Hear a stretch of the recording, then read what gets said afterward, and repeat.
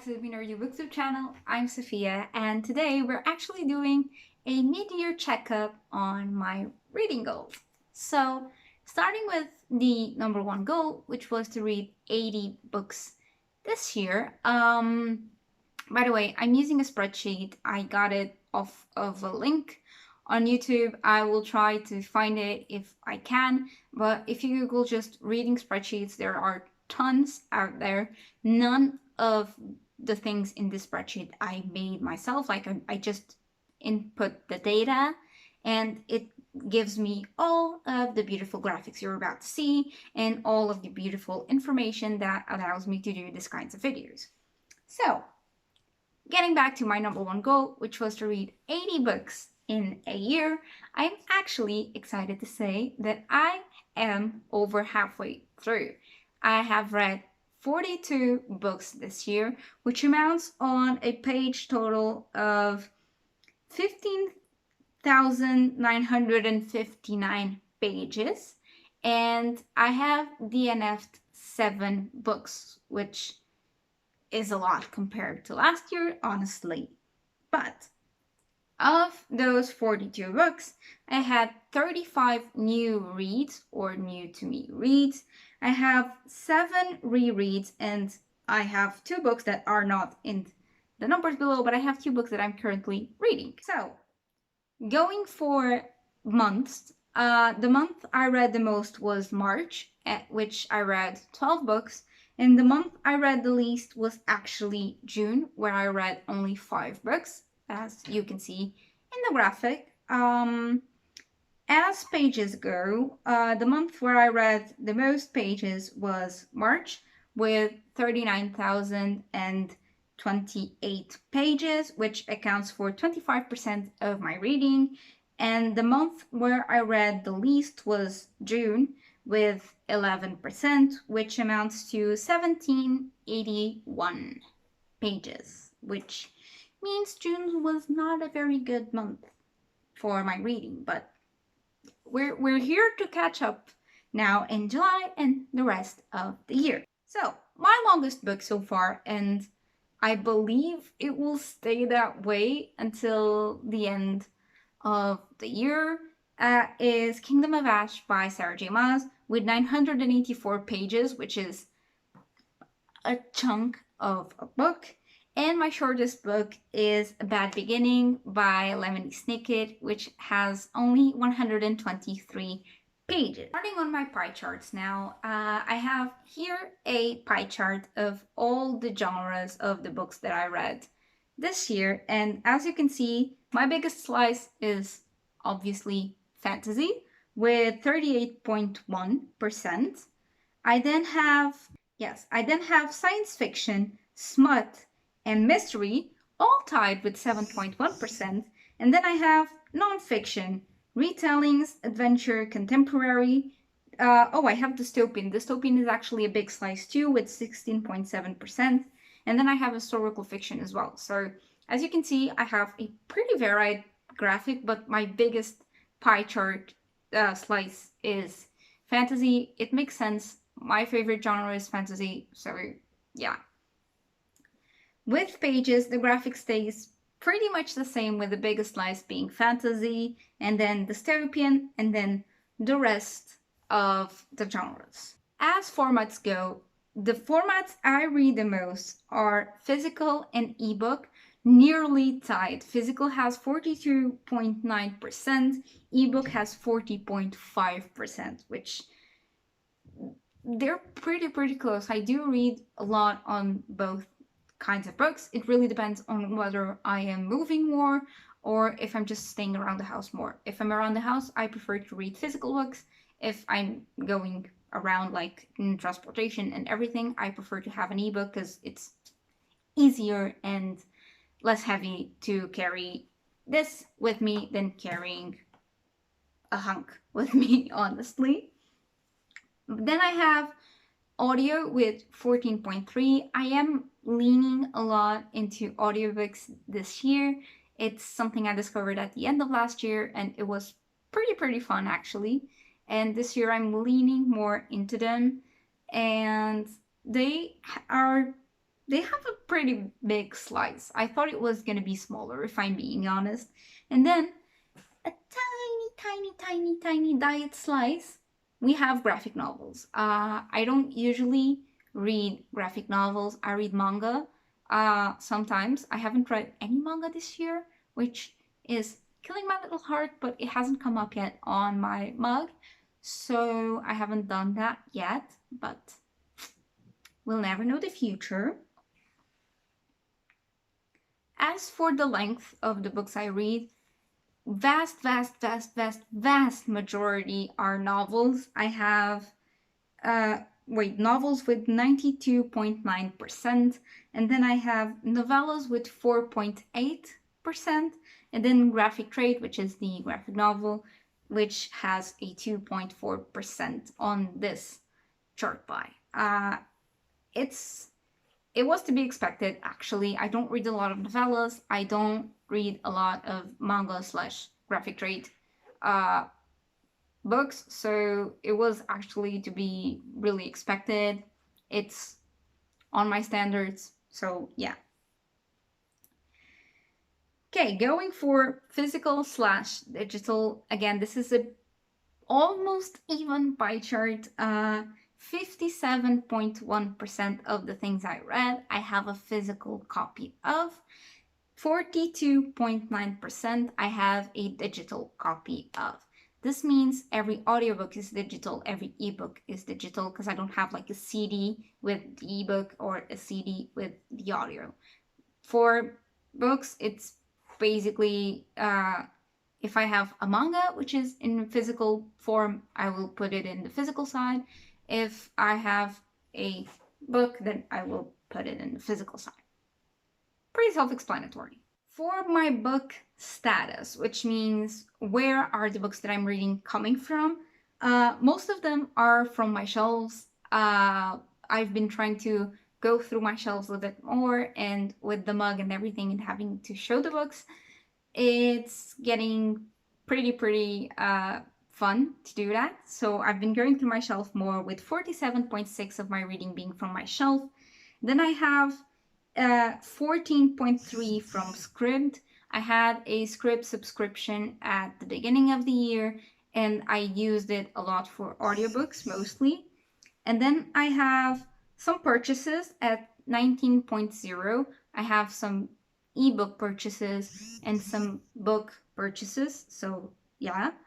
Then I have a 9.5% books that were gifted to me. I have 2.4 that were free. This relates to books that I find free on the Kindle store. I have 2.4 for ARCs from NatGalley or Edelweiss.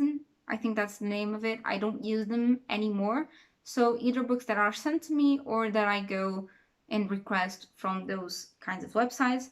I have some books from Audible, which I had a free subscription as well at the beginning of the year. I then canceled all my subscriptions because I don't listen to audiobooks that much, and the ones I'm reading are on Spotify. So yeah. And then I have a new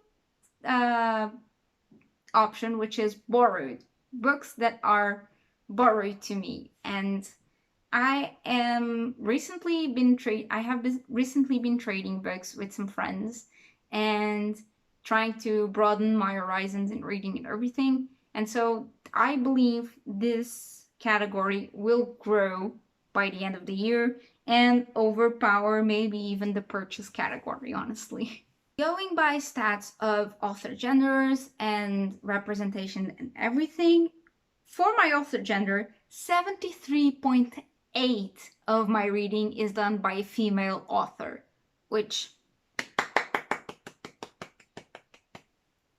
is, again, it was expected. I read a lot of YA, so I was expecting this, but it is a pretty big slice of our pie chart, so I'm really proud of that.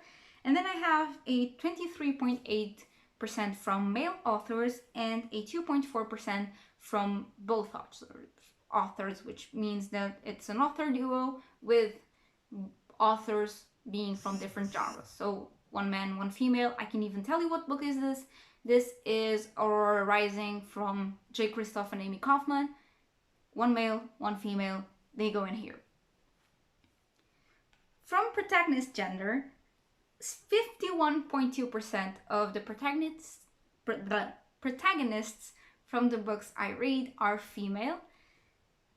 36.6 are from an ensemble, which means you have more than one main character and you switch views between them.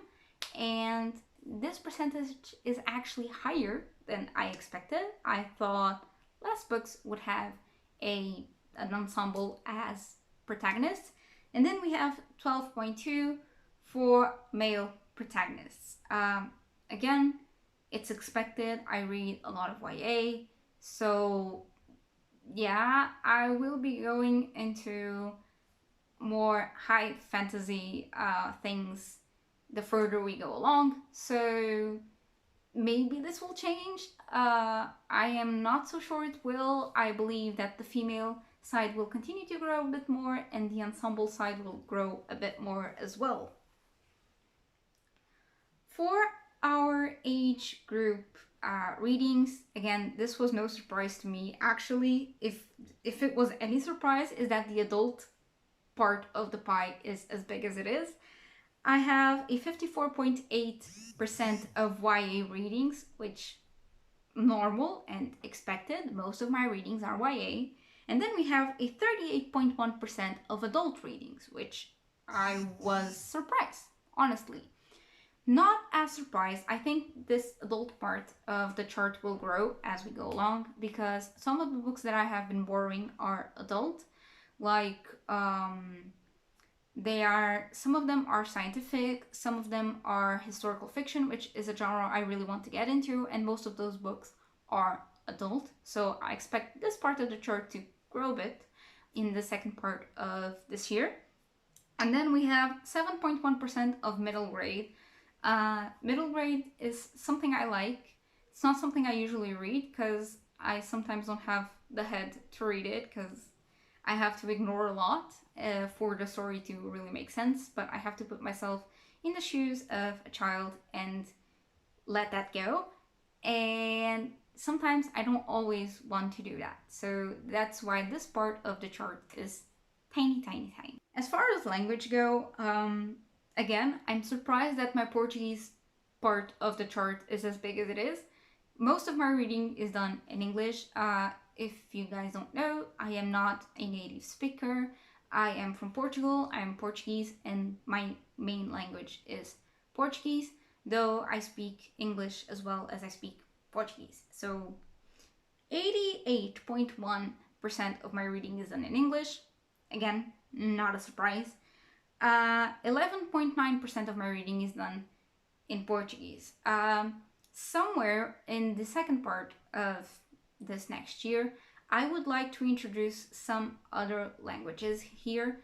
I'm trying to get more proficiency in French, so maybe you will start seeing some French here and there, but I have no clue where to start reading in French, and I wanted to start with something fairly simple. So if you have any recommendations of books in French that would be simple enough for a beginner to read, let me know down below. Those will be highly, highly, highly appreciated. For my diversity, this is where things get tricky, but I'm honestly pleasantly surprised of how much of my reading is represented in some sort of way. So 40.5 of my readings have no representation whatsoever. This includes Harry Potter, for example. I just remembered at the top of my head because I'm reading Harry Potter right now. I have read some scientific books that have no representation and stuff like that. But then I have a 40.3% race representation. That means Black representation, Hispanic, Asian, African, whatever you want that is not like Caucasian. Most, like 14.3% of my books have that. And then we have 11.9%, which has an author-only representation. That means the author is something other than heterosexual, or it's not a white Caucasian person, or I don't know, something like that. I can remember, for example, Kendra Blake, which has Asian um, backgrounds. I can remember Neil Schusterman, which has some African backgrounds, I believe. So those sorts of people go in here. Victoria Schwab, for example, I believe she's lesbian, so she goes in here as well. I then have 9.5% of LGBTQIA representation. Guy on guy, girl on girl, bisexual, pansexual, asexual, transgender. I've had a few. All of that jazz is put in here. Then I have some mental illness, anxiety, depression, ADHD, I don't even know, bipolar, uh, stuff like that, you know. Again, this part of the chart is bigger than I was expecting. I have been introducing the data, but I haven't been really looking at the results until now. So this part is actually surprising. Then we have a combo, which means that the book has more than one type of representation with 11.9%. And then we have disability with 2.4%. I don't read a lot of books where characters have some kind of disability. I think I read one so far, which is A Curse So Dark and Lonely by Bridget Kemmerer, and I'm reading the second one, which is A Game of Thrones. And Bran, like, that's my representation there. So yeah, that's gonna be fun. Again, this part of the information is not surprising at all. 75.7% of my readings are books from series. I can tell you A Court of Thorns and Roses, Throne of Glass, Harry Potter, A Curse So Dark and Lonely, The Cursed Prince, Circle of Shadows,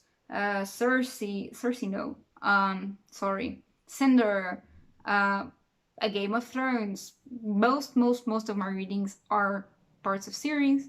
Not that surprising. I was expecting this. I read 85.7% of the books that I set out to read. I have a 14.3% of DNF percentage, higher than I am expecting, but I have found some pretty bad books this year, and yeah, so this year I am branching out and trying new things, so it's normal that my DNF rating is higher than usual. From the books that I read, 57.1% of them are from my TBR for this year, 26.2% are from TBRs from previous years, and 16.7% are rereads. Again, this reread percentage is a bit bigger because I reread The Hunger Games, I am rereading Harry Potter, and I am thinking of rereading Shadowhunters with a friend, and goddammit, what's the name? Divergent. So yeah, there will be some rereads. And last but not least, again, this is surprising. Given that I read a lot of fantasy and epic fantasy, I thought that the no percentage of this question would be higher. And the question is your book set on Earth? And 61.9% of my books are set on Earth. This is surprising. I don't read a lot of urban fantasy. It's not something that I really enjoy. It's hard for me to get an urban fantasy that is well done and enjoy it as much as I did in previous years. But I do read a lot of post-apocalyptic books and a lot of dystopians, so that makes sense. But then I have a 23.8% of books that are not set on Earth. They are either set on space or in their own alternative area, and then we have a 14.3% of books that I have no freaking clue where they are. It could be on Earth, it could be on some other planet, I don't know. So these are my stats for the first half of 2020. I am pretty happy with my results. Most of my reading has representation, not that I am actively pursuing that, but I will accept suggestions of more mental illness representation and more disability representation, so leave them down below. I hope you guys enjoyed it. If you have any recommendations for any of the 1,000 categories that were mentioned in this video, leave them down below. Leave a like while you're there, subscribe, it would mean a lot to me, and I will see you guys in my next video. Bye!